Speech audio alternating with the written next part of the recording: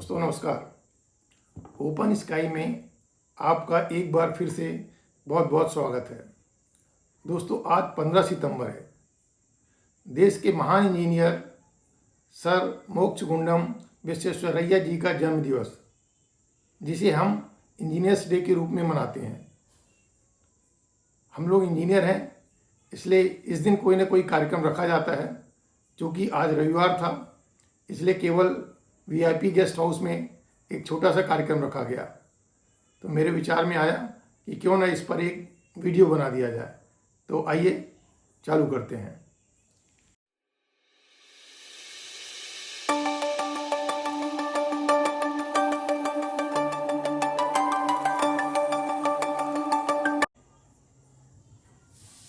Bharat Ratna sir Mokshagundam Visvesvaraya एक प्रख्यात engineer और राजनेता थे। उन्होंने आधुनिक भारत के निर्माण में महत्वपूर्ण भूमिका निभाई।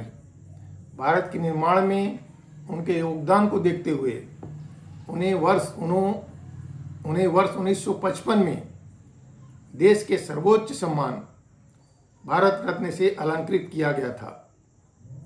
भारत में उनका जन्मदिन अभियंता दिवस के रूप में मनाया जाता है।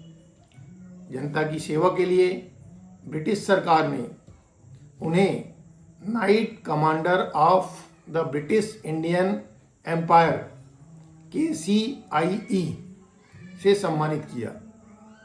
वह हैदराबाद शहर के बाढ़ सुरक्षा प्रणाली के मुख्य डिजाइनर थे और मुख्य अभियंता के तौर पर मैसूर के कृष्णराज सागर बांध के निर्माण में, जिसको KRS डैम भी कहते हैं, उसके निर्माण में मुख्य भूमिका निभाई थी।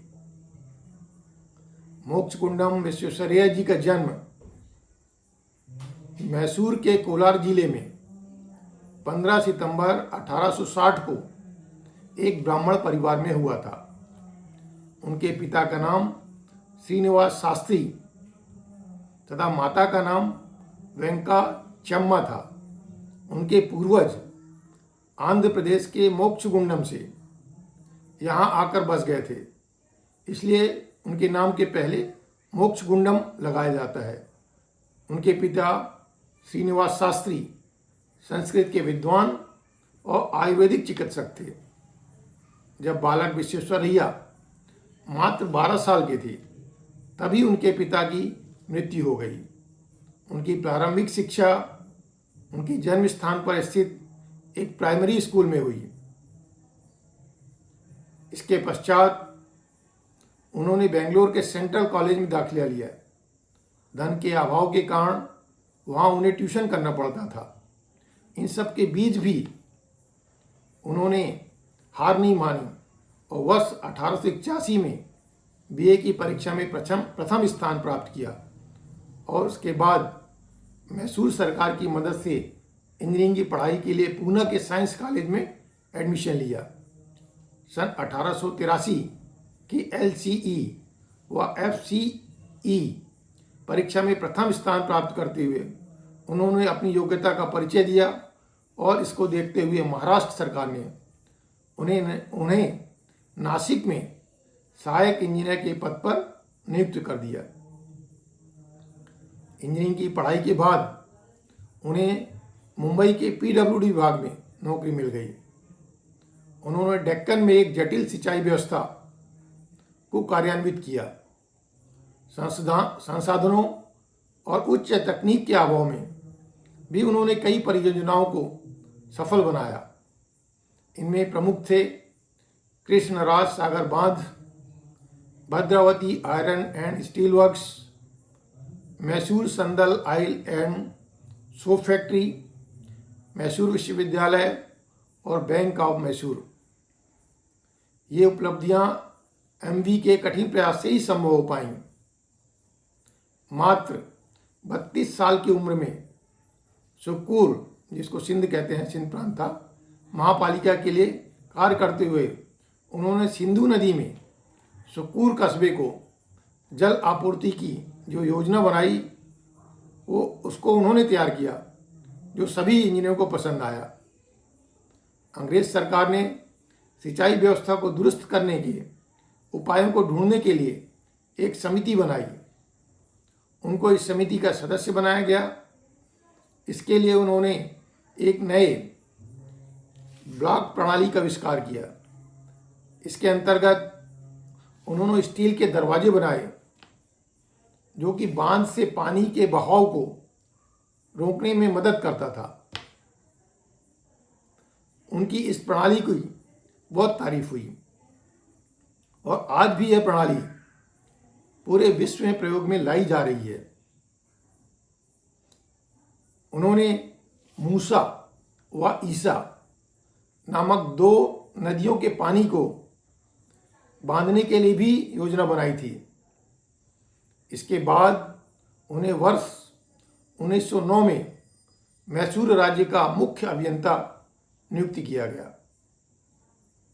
वो मैसूर राज्य में आधारभूत समस्याओं जैसे अशिक्षा, गरीबी, बेरोजगारी, बीमारी आदि को लेकर भी चिंतित थे। इन समस्याओं से निपटने के लिए उन्होंने इकोनॉमिक कॉन्फ्रेंस के गठन का सुझाव दिया। इसके बाद उन्होंने मैसूर के कृष्णराज सागर बांध का निर्माण करवाया।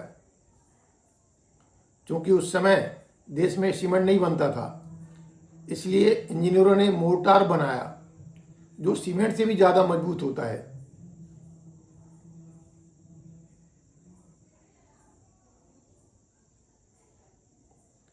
मैसूर राज्य में उनके योगदान को देखते हुए मैसूर के महाराजा ने उन्हें सन 1912 में राज्य का दीवान यानी मुख्यमंत्री नियुक्त कर दिया।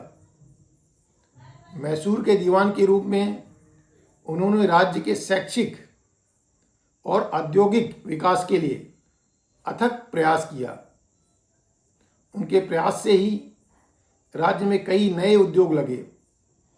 उनमें से प्रमुख थे चंदन तेल फैक्ट्री, साबुन फैक्ट्री, धातु फैक्ट्री इत्यादि।